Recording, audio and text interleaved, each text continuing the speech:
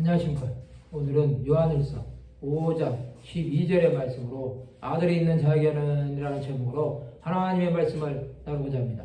본 말씀은 아들이 있는 자에게는 생명이 있고 하나님의 아들이 없는 자에게는 생명이 없느니라.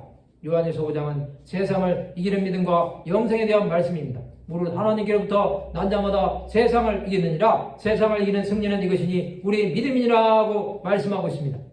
오늘은 아들이 있는 자에게는에 대해서 생각해보는 시간을 가지고자 합니다. 아들이 있는 자에게는 생명이 있습니다. 이것은 아들이신 예수 그리스도를 믿는 자에게는 생명이 있다는 것입니다. 예수는 이 땅에 생명을 주시기 위해서 오셨습니다. 그가 오심으로 죽어가는 영혼이 구원함을 받고 영생을 얻은 것입니다. 예수께서 공생의 사역을 감당하실 때 수많은 병든 자들이 예수 앞에 나와서 죄사함을 받고 고침을 받았습니다. 또한 그들의 영혼이 구원함을 받음으로 하나님의 자녀가 된 것입니다. 예수께서는 누구든지 그를 믿는 자에게 영생을 주신 것입니다. 우리는 예수께서 하나님의 아들이심을 믿음으로 세상을 이겨야 합니다. 생명이 있는 자는 세상 가운데 예수 그리스도를 증거하기 위해서 합니다. 그런 자의 삶은 오직 예수만이 자신의 삶의 주인이 되시는 것입니다. 수많은 하나님의 사람들은 아들이 있는 자의 삶을 살았습니다. 그들은 오직 주를 바라보고 살았기에 예수께서 그들의 삶을 인도하신 것입니다. 아들이신 예수께서는 세상에 있는 자기 사람들을 사랑하시되 끝까지 사랑하셨습니다. 그러나 하나님의 아들이 없는 자에게는 생명이 없습니다. 이들은 세상에서 자신의 의지대로 사는 자들을 말합니다.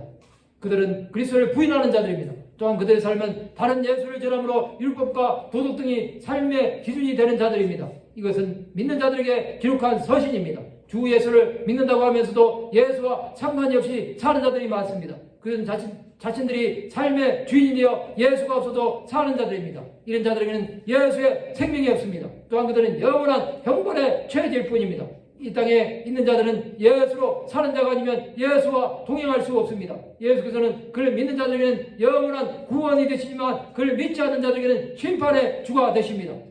우리는 아들이 있는 자가 되어야 합니다. 그것은 아들로 인해 사는 자들입니다. 이런 삶을 살아 영원한 생명에 이르러야 합니다. 종은 주인이 원하는 대로 하는 자입니다. 하나님의 종된 우리는 하나님의 뜻대로 살아야 합니다. 성도는 하나님의 뜻이 무엇인지 아는 자들이 되어야 합니다. 우리는 아들이 있는 자가 되어야 합니다. 그것은 영원한 생명으로 사는 길입니다. 아직도 아들이 있는 자가 아니라면 회개함으로 주 예수 앞으로 돌이키시기 바랍니다. 하나님은 예수 그리스도를 찾는 자에게는 영생으로 인도해 주실 것입니다. 이것은 우리가 세상을 떠나는 날까지 계속되어야 할 것입니다.